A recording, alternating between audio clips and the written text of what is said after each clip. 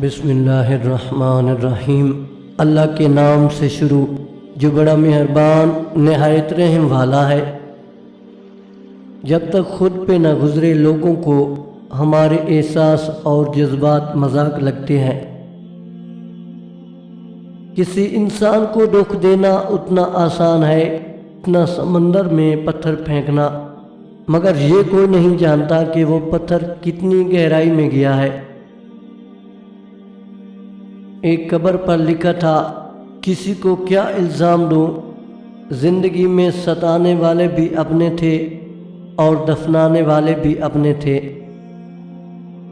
دنیا سے کیسا گلا، ہم خود بڑے دھوکے باز ہیں۔ کسی کے برا کہنے سے نہ ہم برے ہو جاتے ہیں نہ اچھے۔ اپنی زبان سے ہر شخص اپنا ظرف دکھاتا ہے، دوسرے کا عکس نہیں۔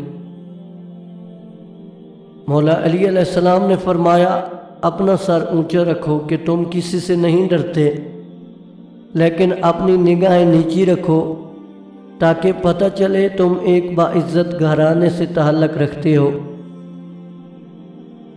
عورت کی فطرت ہے کہ وہ گھر کی خاطر بہت سی قربانیاں دیتی ہے، کڑوی باتیں اور تلخ رویے تک سہ جاتی ہے، مگر جب اس کا ہم سفر ہی اس کو ناراض کر دے تو وہ اندر سے ٹوٹ جاتی ہے۔